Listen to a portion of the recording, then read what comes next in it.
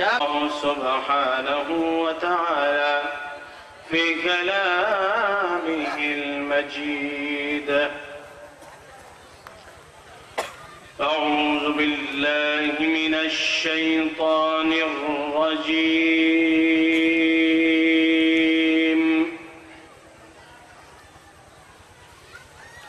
بسم الله الرحمن الرحيم.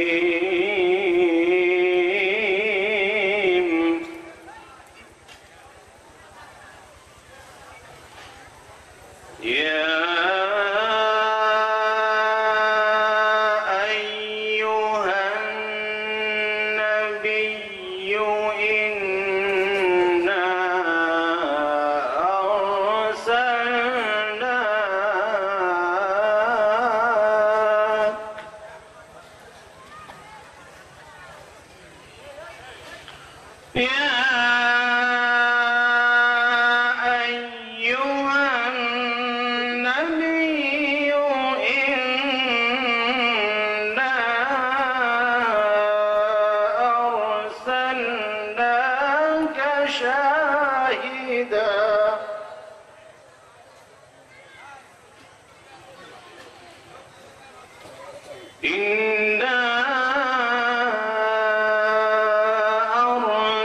أرسلناك شاهدا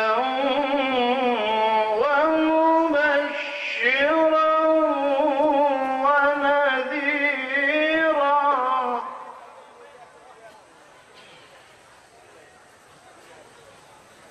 وداعيا إلى الله بإذنه وسراجا منيرا.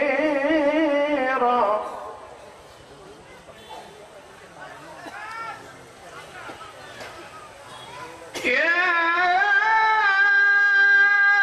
أيها النبي إنا أرسلناك شاهدا ومبشرا ونذيرا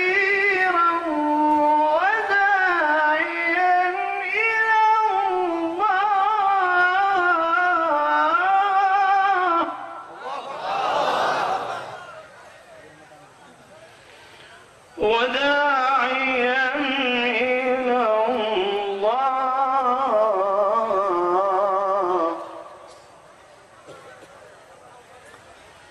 وداعيا إلى الله بإذنه وسراجا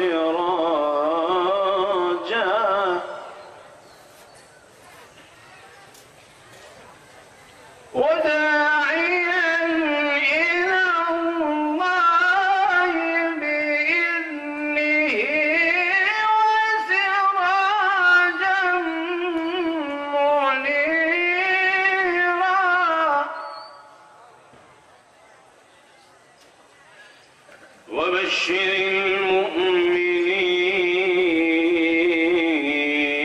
المؤمنين.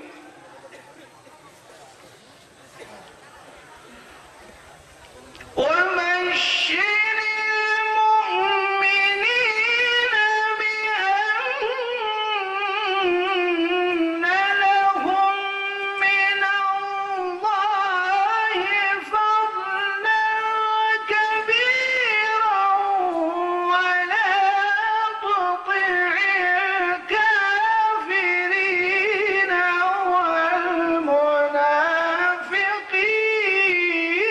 والمنافقين.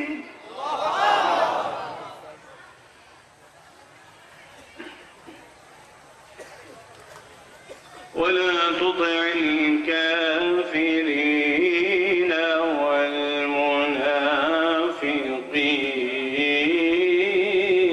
والمنافقين.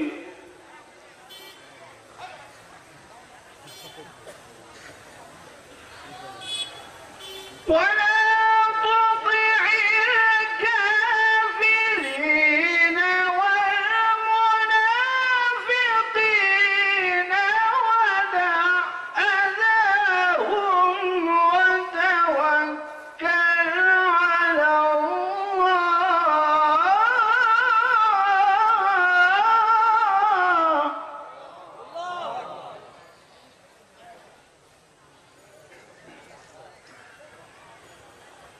وكفى بالله حسيبا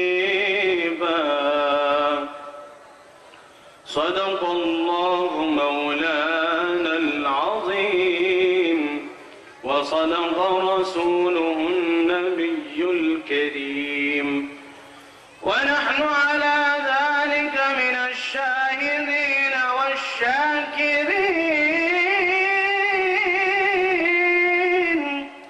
والحمد لله رب العالمين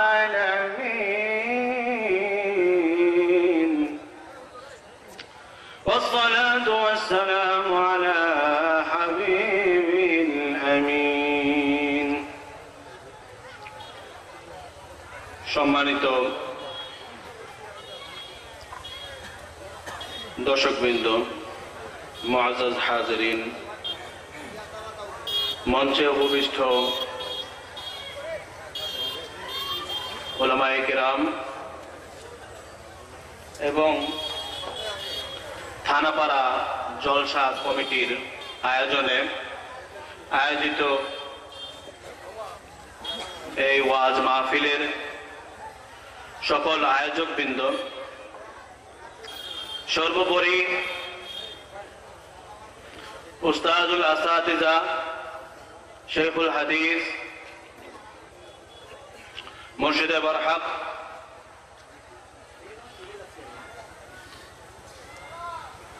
পীর তরিকত, শের মিল্লত জনাব ডোবরা পিসাব হুজুর কিবলা, আপনারা এমন একটি দরবার শরীফে বা এমন একজন লোকের সামনে বসবেন বা কিছুক্ষণ পরে হয়তো আমাদের ডোবরা পিসাব হুজুর কিবলা আসবেন, আপনাদের সামনে উপস্থিত হবেন। আমাদের বাংলাদেশে বিভিন্ন অনেক ধরনের দরবার শরীফ আছে, মারেফাত এই তালিমের অনেক দরবার শরীফ আছে, যেগুলোর কিছু হচ্ছে হয়তো তাদের মারেফাতের জ্ঞান আছে কিন্তু শরীয়তের জ্ঞান খানিকটা কম। আবার কিছু কিছু জায়গায় আছে যেখানে শুধুমাত্র শরীয়ত আছে কিন্তু মারেফাত নাই বা মারেফাতটা কম, মারেফাতের জোর কম। কিন্তু আপনাদের ভাগ্য ভালো, এমন একজন আল্লাহর ওয়ালি, এমন একজন আলেমে দ্বীন, এমন একজন কুতুব যিনি শরীয়ত এবং মারেফাত দুটোর দিকেই সবচেয়ে শীর্ষে। বলুন সুবহানাল্লাহ। জনাব ডোবরা পিসাব হুজুর আমার বাবার মাধ্যমে আমি যতটুকু জানতে পেরেছি, এবং আমার বাবা ওনার খুব মহব্বতের মানুষ ছিলেন। আমার বাবা সবসময় বলতেন যে ডোবরা পিসাব হুজুর আমার উস্তাদের সমতুল্য, কারণ আমার আব্বাজান বাংলাদেশের বিভিন্ন দরবার শরীফে গিয়েছেন। তার যতটুকু অভিজ্ঞতা, বাংলাদেশের গুটি কয়েকটি দরবার শরীফ ছাড়া অধিকাংশ দরবার শরীফে হয়তোবা তাসাউফ কম, শরীয়ত বেশি, অথবা শরীয়ত নাই, তাসাউফ নিয়ে সবসময় তারা থাকেন। কিন্তু শরীয়ত মারেফাত দুটো হচ্ছে এই দুই আঙ্গুলের মতো লাগানো জিনিস। যাই হোক, আমার হাতে সময় খুবই কম, অনেক গুরুত্বপূর্ণ আলোচক বৃন্দ রয়েছেন এখানে। আমি এসেছি এখানকার আয়োজন কমিটির অনুরোধে। তিনি আমাকে বলেছেন যে আহমদ রেজা ভাই যত সমস্যাই হোক, যত হরতালি হোক, উনি আমাকে গাড়ির ব্যবস্থা করে দিয়েছেন। তো আপনাদের খেদমতে, আপনাদের সাথে একটু দেখা করার জন্য, আপনাদের কাছ থেকে একটু দোয়া নেওয়ার জন্য আমার আশা, এছাড়া বেশি কিছু নয়। তো আমি আপনাদের সামনে এত দূর থেকে, ঢাকা থেকে আসতে পেরে মহান আল্লাহ রাব্বুল আলামিন এর দরবারে শুকরিয়া আদায় করে বলছি আলহামদুলিল্লাহ। আপনারা সবাই জানেন এই মাসটি যে মাস চলছে মুহররম মাস। কি মাস? মুহররম মাস। মুহররম শব্দের অর্থ হচ্ছে নিষিদ্ধ, ফরবিডেন। আরেকটি অর্থ হচ্ছে সমস্ত অপকর্ম থেকে, সমস্ত নিষিদ্ধ কাজ থেকে পবিত্র মাস। এই মুহররমের ইতিহাস ঘাটলে দেখা যায় এই মুহররমের অনেক গুরুত্ব রয়েছে। মহান আল্লাহ তাআলা আমাদের প্যারা হাবিব, প্যারা নবীজি আহমদ মুস্তাফা, মোহাম্মদ মুস্তাফা, আকায়ে নামদার তাজদার মদিনা হযরত মুহাম্মদ মুস্তাফা সাল্লাল্লাহু আলাইহি ওয়াসাল্লাম, সবাই বলেন সাল্লাল্লাহু আলাইহি ওয়াসাল্লাম, এর নূর মুবারককে সবচেয়ে প্রথমে সৃষ্টি করেন।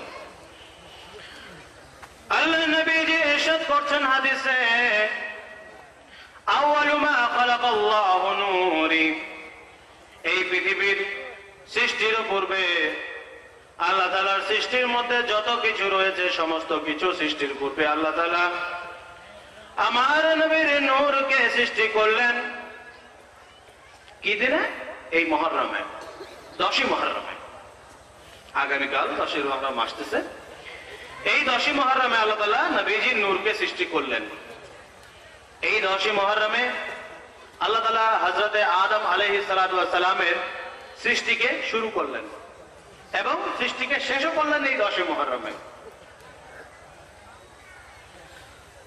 মহান আল্লাহ রাব্বুল আলামিন হযরতে ইউনূস আলাইহিস সালাতু ওয়াস সালামকে মাছের পেট থেকে মুক্তি দিলেন এই মুহররম মাসে, এই আশুরার দিনে।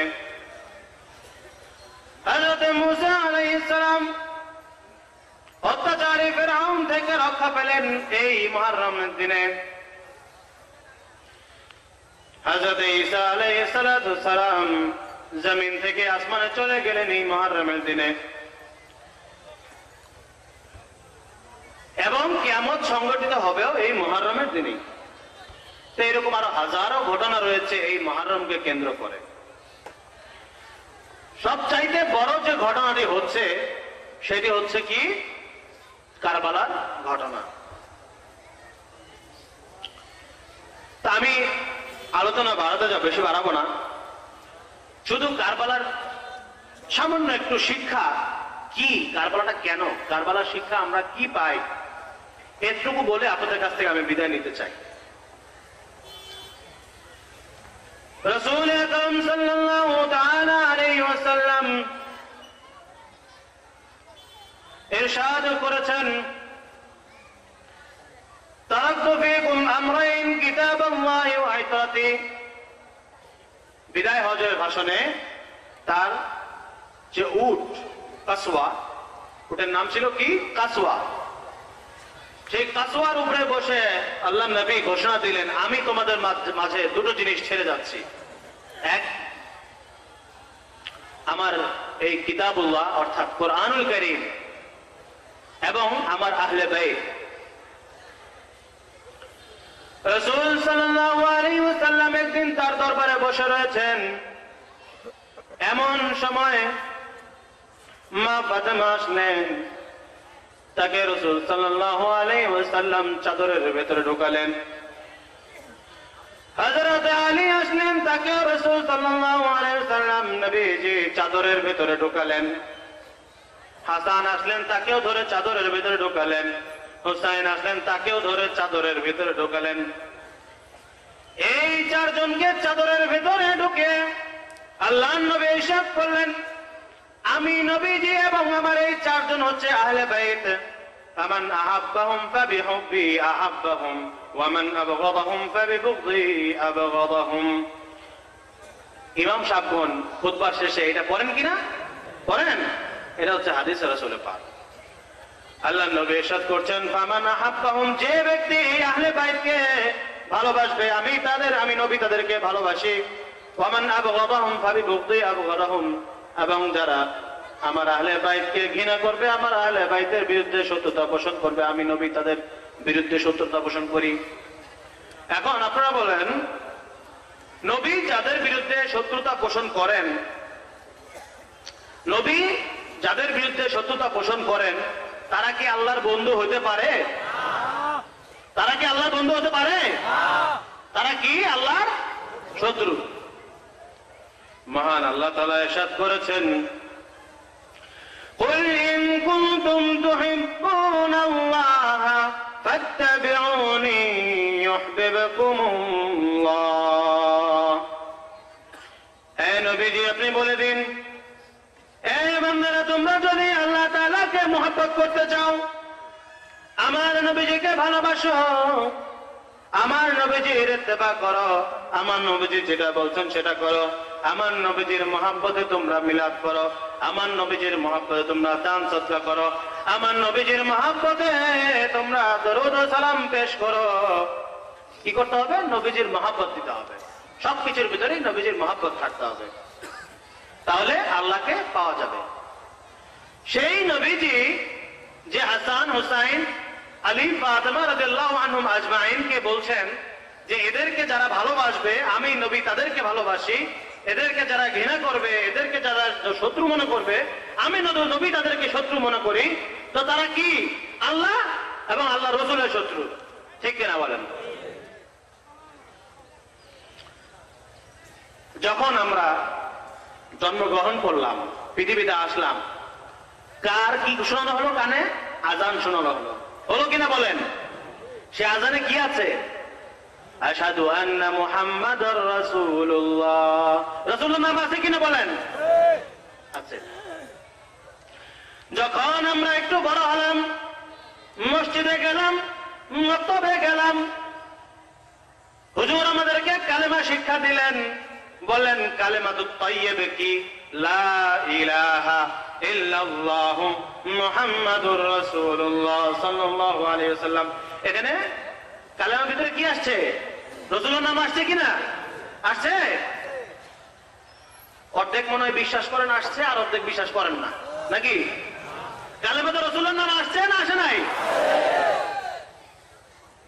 তাহলে আমরা যদি বলি যে লা ইলাহা ইল্লাল্লাহ এক জায়গায় থাক, আল্লাহ মুহাম্মদুর রাসূলুল্লাহ আর এক জায়গায় থাক, এটা কি ঠিক? বাবা আদম আলাইহিস সালাম যখন তার ভিতরে রূহ দেওয়া হলো, তিনি উপর দিকে তাকিয়ে দেখলেন আল্লাহ তাআলার আরশে আজিমে লেখা আছে একটি কালেমা, লা ইলাহা ইল্লাল্লাহু মুহাম্মাদুর রাসূলুল্লাহ সাল্লাল্লাহু আলাইহি ওয়াসাল্লাম। তখন তিনি মনে মনে বললেন, আল্লাহ পাকের আরশে আজিমে যেহেতু এই নামটি লেখা আছে, নিশ্চয়ই এই নামের কোনো মর্তবা আছে। এরপরে যখন আদম আলাইহিস সালাতু ওয়াস সালামকে পৃথিবীতে পাঠিয়ে দেওয়া হলো সেই গন্ধম খাওয়ার জন্য, পৃথিবী আবাদ করার জন্য আল্লাহ তাআলা তাকে পৃথিবীর মেহমান করে দিলেন। পৃথিবীতে এসে আদম আলাইহিস সালাম 450 বছর এক পায়ের উপরে দাঁড়িয়ে যখন কাঁদছিলেন, আল্লাহ তাআলার দয়া হচ্ছিল না। কিন্তু হঠাৎ করে আদম আলাইহিস সালামের সেই কথা মনে পড়লো যেখানে তিনি বেহেশতে দেখে এসেছিলেন, বেহেশতে দেখে এসেছিলেন আল্লাহ তাআলার আরশে আজিমে লেখা আছে লা ইলাহা ইল্লাল্লাহু মুহাম্মাদুর রাসূলুল্লাহ। তখন সেই মুহাম্মাদুর রাসূলুল্লাহ সাল্লাল্লাহু আলাইহি ওয়াসাল্লামের ওসিলা করে যখন মাপ চাইলেন, আল্লাহ তাআলা বললেন যে নাও, এখন তুমি লাইনে আসছো, এখন আমি তোমাকে মাফ করতে পারি, কারণ তুমি এমন এক ব্যক্তির ওসিলা বললা, এমন এক ব্যক্তির ওসিলা চাইলা, যার ওসিলা চাইলে আমি খোদা মাফ না করে থাকতে পারি না। বলুন সুবহানাল্লাহ। তাহলে এখানে মুহাম্মদ রাসূলুল্লাহ সাল্লাল্লাহু আলাইহি ওয়াসাল্লামের নাম আছে কিনা বলেন? আচ্ছা, নামাজ পড়তেছেন, নামাজের ভিতরে তাশাহুদে বসলেন, আশহাদু আল্লা ইলাহা ইল্লাল্লাহু ওয়াহদাহু লা শারীকা লাহু ওয়া আশহাদু আন্না মুহাম্মাদান আবদুহু ওয়া রাসূলুহু। মুহাম্মদ আসছে কিনা? দরুদ শরীফ বলতেন, আল্লাহুম্মা সাল্লি আলা মুহাম্মাদ ওয়া আলা আলি মুহাম্মাদ কামা সাল্লাইতা আলা ইব্রাহিম ওয়া আলা আলি ইব্রাহিম ইন্নাকা হামিদুম মাজিদ। আল্লাহুম্মা বারিক আলা মুহাম্মাদ ওয়া আলা আলি মুহাম্মাদ কামা বারাকতা আলা ইব্রাহিম ওয়া আলা আলি ইব্রাহিম ইন্নাকা হামিদুম মাজিদ। এর মুহাম্মদ সাল্লাল্লাহু আলাইহি ওয়াসাল্লামের নাম কি আসছে কিনা? আচ্ছা, ভালো কথা। যখন আপনি মারা যাবেন, আপনার লাশটি কবরে নামানো হবে। কার নামে নামানো হবে? বিসমিল্লাহির রহমানির রহিম বলে নামানো হবে? লা ইলাহা ইল্লাল্লাহ বলে নামানো হবে? আল্লাহু আকবার বলে নামানো হবে? কি বলে নামানো হবে? বিসমিল্লাহি ওয়া আলা মিল্লাতি রাসূলিল্লাহ। এখানে রাসূলের নাম আসছে কিনা? আচ্ছা, তাহলে সব জায়গায় প্রত্যেকটা পয়েন্টে পয়েন্টে চেকপোস্টে পোস্টে কার নাম লাগতেছে? রাসূলুল্লাহ সাল্লাল্লাহু আলাইহি ওয়াসাল্লামের নাম লাগতেছে। ঠিক আছে, ভালো কথা। কবরে ঢুকে গেলেন, 40 কদম পার হয়ে চলে গেল মানুষ কবর দিয়ে। মুনকার নাকির আসবেন। আপনি যদি রাসূল সাল্লাল্লাহু আলাইহি ওয়াসাল্লামের আশিক হয়ে থাকেন, তবে তারা যখন জিজ্ঞেস করবে, দুইটা প্রশ্ন জিজ্ঞেস করবে। প্রথমে যে তোমার কালেমা কি, দ্বিতীয় নম্বর প্রশ্ন যখন জিজ্ঞেস করবে যে আপনার সাথে যদি নবীজির সাথে কানেকশন থাকে, তাইলে আপনাকে নবীজিকে আপনার কবর শরীফে এনে হাজির করে জিজ্ঞেস করা হবে, মা তাকুলু লিহাদার রাজুল, এই ব্যক্তি সম্পর্কে তুমি কি বলো? আপনার সাথে যদি তার কানেকশন থাকে, তবে আপনার বলতে দেরি হবে না যে হাযা হুয়ান নবী মুহাম্মদ রাসূলুল্লাহ সাল্লাল্লাহু আলাইহি ওয়াসাল্লাম, যার জন্য আমি সারাটা জীবন ভালোবেসেছি, যাকে আমি সারাটা জীবন কাছে চেয়েছি, যার জন্য আমি সারাটা জীবন জিহাদ করেছি, যার জন্য আমি সারাটা জীবন চোখের পানি ফেলেছি, যার জন্য আমি সারা জীবন মুহাম্মদ রাসূলুল্লাহর নাম শুনে চুমু খেয়ে, কুরআন চুমু খেয়ে চোখে লাগিয়েছি, ইনি আমার সেই নবীজি। তখন নবীজি হেসে আপনাকে বুকে জড়ায় ধরবেন। এখানে নবী লাগতেছে কিনা? আর যদি আপনার সাথে কানেকশন দূরে হয়, তখন আপনি দেখে বলবেন দূর থেকে, আরে লোকটারে চিনি চিনি মনে হয়, কি যেন ছিল ওনার নাম, দুনিয়াতে শুনে আসছিলাম, চিনি চিনি মনে হয়। দুই উত্তরে পাশ হয়ে গেছেন, তৃতীয় উত্তরে আইসা ফেল হয়েছেন, সাথে সাথে ফেরেশতা কি করবে? মুগুর নিয়ে একবারই। কারণ ফাইনাল প্রশ্নে, ফাইনাল পরীক্ষায় আপনি যখন পাশ হতে না পারেন, তখন আগের দুই পরীক্ষার দাম আছে? আগের দুই পরীক্ষার দাম আছে? দাম নাই। তাহলে এই জায়গাও নবীজিরে লাগতেছে, লাগতেছে কিনা? অনেকের লাগে, অনেকের লাগে না, তাই না? লাগে কিনা? সব বলেন সবাই। যদি কেউ চুপ করে থাকেন, তার ঈমান থাকবে না। বলেন লাগে কিনা? রাসূলুল্লাহ লাগে কিনা? ঠিক আছে, তাইলে আমাদের ঈমান ঠিক আছে নাকি? সেই নবীজির পেয়ারা নাতি, কলিজার টুকরা ইমাম হুসাইন রাদিয়াল্লাহু তাআলা আনহুকে তার আহলে বাইত সহ, তার পরিবার পরিজন সহ যখন কুফাবাসী ফুসলিয়ে ফাসলিয়ে নিয়ে গেল কুফাতে, নিয়ে গিয়ে তাদের ওয়াদা ঠিক লাগলো না। আল কুফি লা ইউফি বলা হয়, কুফাবাসী কোনদিন ওয়াদা পূরণ করে না। আরবি প্রবাদ আছে, আল কুফি লা ইউফি, কুফাবাসী কোনদিন ওয়াদা পূরণ করে না। তাকে নিয়ে যে হযরত হুসাইন রাদিয়াল্লাহু আনহুকে নিয়ে যে তাকে এইভাবে কারবালার ময়দানে নির্মম ভাবে শহীদ করা হলো, সেই ঘটনা আপনারা সবাই জানেন। সেই ঘটনা অনেক উলামায়ে কেরাম বলবেন। আগামীকালকে আসতেছে সেই আশুরার মর্মান্তিক দিন। তারা কারা ছিল? তারা ছিল আমাদের মতো টুপিওয়ালা, দাড়িওয়ালা, পাগড়িওয়ালা মৌলবীরা, যারা হযরত হুসাইন রাদিয়াল্লাহু আনহুকে শহীদ করলেন সেই কারবালার ময়দানে। তারা সকালবেলা ফজরের নামাজ পিছনে পড়েছেন, মুসল্লি সেজে পড়েছেন কিনা? আপনারা কারবালার কাহিনী পড়েন নাই? পাংশার লোকজনের মুখের বোধহয় কথা কম, সবাই কথা কম বলতে বোধহয় পছন্দ করে। পছন্দ না করলে হ্যাঁ হো না কিছু একটা তো বলতে হবে নাকি? আপনারা যদি রিপ্লাই ব্যাক না করেন, তাহলে আমার মুখ দিয়ে কথা আসবে? আসবে না। ফজরের নামাজ আদায় করলেন পিছনে মুসল্লি সেজে। ঠিক আবার হযরত হুসাইন রাদিয়াল্লাহু তাআলা আনহুকে হত্যা করে, শহীদ করে, কারবালার ময়দানে ঘোড়ার পদতলে পিষ্ট করে, তার মস্তক মুবারক দ্বিখণ্ডিত করে সেই ময়দানের উপরে নামাজ পড়লেন কারা? সেই ময়দানের উপরে আমার আপনার মতো টুপি পাগড়ি দাড়িওয়ালা মুসল্লিরাই নামাজ পড়লেন। তাহলে আমাদের এই টুপি পাগড়ি মুসল্লি গিরি এদের কোন দাম আছে? এদের কোন দাম রইল?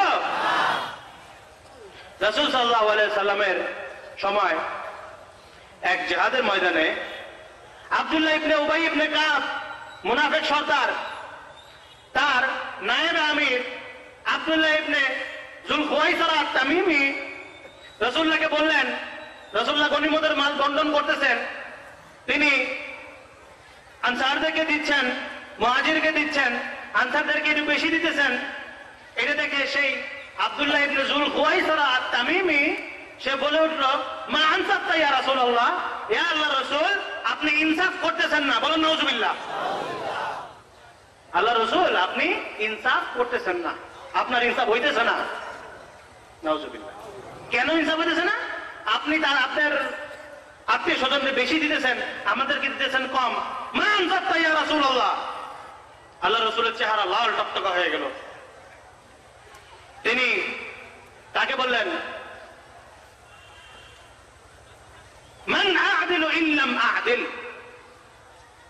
এই বেয়াদব, আমি যদি ইনসাফ করতে না পারি, কে আছো তোমরা ইনসাফ করবা? এটা শুনে হযরত ওমরের চেহারা লাল হয়ে গেল। হযরত ওমর রাদিয়াল্লাহু আনহু খাস করে তলোয়ারটা বের করে এনে বললেন, আজিলনি ইয়া রাসূলুল্লাহ আন আকতুলা উনাকা হাযাল মুনাফিক। আল্লাহ নবী এই অপমান দেখে হযরত ওমর রাদিয়াল্লাহু আনহু সহ্য করতে পারলেন না। খাস করে তিনি খাপ থেকে তলোয়ার বের করে নিয়ে এসে বললেন, রাসূলুল্লাহ, আপনি আমাকে অনুমতি দিন, এই বদমাশ, এই শয়তান, এই কাফেরের গর্দান আমি এখানে এখনই ফালাই দেই। আল্লাহ রাসূল সাল্লাল্লাহু আলাইহি ওয়াসাল্লাম জানতেন। তিনি বললেন, কি বললেন? না ওমর, তুমি একে হত্যা করো না, কারণ আল্লাহর ফয়সালা হচ্ছে এই যে এর বংশ থেকে কিয়ামত পর্যন্ত এমন সব লোক আসবে, এমন সব প্রেতাত্মা আসবে, এমন সব বদমাইশ আসবে, যারা কিয়ামত পর্যন্ত আমাকে এবং আমার এই নীতিকে সারা জীবন তারা আঘাত করে আসবে। ইভেন কবরের মধ্যে যারাও তারা আমাকে আঘাত করবে। বলো নাউজুবিল্লাহ। এই যুল খুয়াইসরা তামিমির গোষ্ঠী থেকে পরবর্তী আসছিল এই লাইন, এই ইয়াজিদের লাইন। বাবারটা ইয়াজিদের লাইন কোথেকে আসছে? এই যুল খুয়াইসরা তামিমির একই লাইন থেকে আসছে। তা আমি আর সামনে বেশি বাড়াবো না। একটা জিনিসে আমাদের খেয়াল রাখতে হবে যে রাসূলুল্লাহ সাল্লাল্লাহু আলাইহি ওয়াসাল্লামের মহব্বত ছাড়া আমরা যাই করি না কেন, নামাজ পড়ি, কালাম পড়ি, দোয়া পড়ি, যত যাই কিছু করি না কেন, যে যে মতেরই থাকি, যে যে পীর সাহেবের মুরিদ হই, যে যে তরিকার থাকি, যে যে টুপিওয়ালা থাকি, আমাদের কোনো কিছুই কবুল হবে না একমাত্র আল্লাহ, আল্লাহ রাসূলের মহব্বত ছাড়া। কারণ আপনি সিন্নি খাবেন, হ্যাঁ, মোল্লা চিনবেন না, সেই সিন্নি খাওয়ার আপনার কোনো দাম নাই। দাম আছে কিনা বলেন? যে কারণে আপনি মুসলমান নাম দিতেছেন, নাহলে আপনার মাথায় থাকতো টিকি টুপির বদলে, আপনার পরা থাকতো ধুতি, আপনার গায়ে থাকতো ফতুয়া, আপনার নাম হয়তো রামচন্দ্র, তামচন্দ্র, গবুচন্দ্র, গবুচন্দ্র। সেই ঠিকানা, সেই পরিচয় না হয়ে আপনার পরিচয় হয়েছে আব্দুল্লাহ, আপনার পরিচয় হয়েছে আব্দুর রহমান, আপনার পরিচয় হয়েছে গোলামুন নবী। কেন? যার জন্য হইল, যার জন্য আপনি জাহান্নাম থেকে মুক্তি পাইলেন, যদি তাকে ভুলে যান, প্রত্যেকটি ক্ষেত্রে যদি তাকে অস্বীকার করেন, প্রত্যেকটি ক্ষেত্রে যদি তার মহব্বতকে আপনি না মনে করেন, তার মহব্বতকে যদি আপনি পরোয়া না করেন, দরকার নেই আপনার মতো উম্মতের, রাসূলুল্লাহ দরকার নেই আপনার মতো উম্মতের। আপনার মতো উম্মতদেরকে সেই রাসূল সাল্লাল্লাহু আলাইহি ওয়াসাল্লাম কিয়ামত দিবসে হাউজে কাউসারের পানি নিয়েও দাঁড়াবেন না, হাউজে কাউসারের পানি নিয়েও দাঁড়াবেন না, তিনি আপনার জন্য সুপারিশও করবেন না। তবে যদি মহব্বত, একটু মহব্বত, তার জন্য মর্ম যদি আপনি যাই করেন, প্যান্ট শার্ট করেন, কোনো সমস্যা নাই, দাড়ি কামান কোনো সমস্যা নাই, চুল কামান কোনো সমস্যা নাই, কিন্তু সব কাজ করার পরেও মর নবীজির মহব্বত যদি বুকে নিয়ে মরতে পারেন, আইজ হোক, কাইল হোক, পরশু হোক, জাহান্নামে জ্বলবেন, আপনার পাপের জন্য পাপের শাস্তি হবে, কিন্তু একদিন না একদিন জান্নাতে আপনি যাবেন ইনশাআল্লাহ। বলেন সুবহানাল্লাহ। কিন্তু নবীজির মহব্বত যদি মনে না থাকে, যতই দোয়া কালাম করেন, যতই নামাজ পড়েন, যতই করেন, কপালে দাগ ফালায় ফেলান, কিন্তু মহব্বত অন্তরে নাই, জাহান্নামে ঢুকবেন আর জিন্দেগিতে আপনার বাইরে আর কোনো সার্টিফিকেট নাই। বলুন নাউজুবিল্লাহ। আজকে আপনাদেরকে আমি এই দাওয়াত দিয়ে শেষ করব। যদি আমার এই কথায়, আমার সংক্ষিপ্ত বক্তব্যে অনেক কথা এদিক সেদিক করে ফেলি, আমি কিন্তু এখনো ছাত্র মানুষ, আমি কামেল দ্বিতীয় বর্ষে পড়াশোনা করতেছি তাফসিরে ঢাকা আলিয়া মাদ্রাসায়। তারপরে আমার বাবা তো শহীদ হলেন, বাবার পরে বাবার যে হালটা, সেই হালটা আমি ধরার চেষ্টা করতেছি। আপনারা আমার জন্য দোয়া করবেন। আমার কথা এদিক সেদিক অনেক কিছু বলা হয়ে গেছে, অনেকের মনে কষ্ট লাগতে পারে, কিন্তু আমার নবীজির শান এবং মান এবং তার ইজ্জত রক্ষা করার জন্য আমি উল্টাপাল্টা কথা না, আমি তলোয়ার ধরতে রাজি আছি। কিন্তু আমার নবীজির শান মান ইজ্জত রক্ষা করার জন্য যদি আমাকে 100 বার জবাই হতে হয়, আমি 100 বার জবাই হতে রাজি আছি।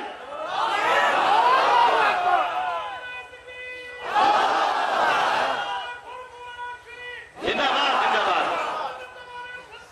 জিন্দাবাদ জিন্দাবাদ জিন্দাবাদ। যাই হোক, তো আল্লাহ তাআলা আমাদের অন্তরকে ঈমানে ভরপুর করে দিন, আমাদের অন্তরকে রাসূলের নূরে ভরপুর করে দিন, আমাদেরকে সচ্চা মুসলমান হয়ে সচ্চা মুমিন হয়ে কবরে যাওয়ার তৌফিক দিন, রাসূলুল্লাহকে কবরের ভিতরে চিনার তৌফিক দান করুন, রাসূলুল্লাহর শত্রুতা, রাসূলুল্লাহর প্রতি মুনাফিকদের মনোভাব, এগুলো আল্লাহ আমাদের মন থেকে দূর করে দিন, এই দোয়া রেখে এবং আপনাদের সকলের কাছে দোয়া চেয়ে এবং উল্টাপাল্টা অনেক কিছু কথা যদি হয়ে যায় আপনার কাছে আমি সরি বলতেছি, মাফ চাচ্ছি, দয়া করে মাফ করে দিবেন, কিছু মনে রাখবেন না, এবং ইনশাআল্লাহ আমার জন্য দোয়া করবেন যেন আমি আমার বাবার চেয়েও বড় আলেম হতে পারি এবং রাসূলের একজন নায়েব হতে পারি, ইসলামের একজন খাদেম হতে পারি, সেই দোয়া আমার জন্য করবেন। আসসালামু আলাইকুম ওয়া রাহমাতুল্লাহি তাআলা ওয়া বারাকাতুহু।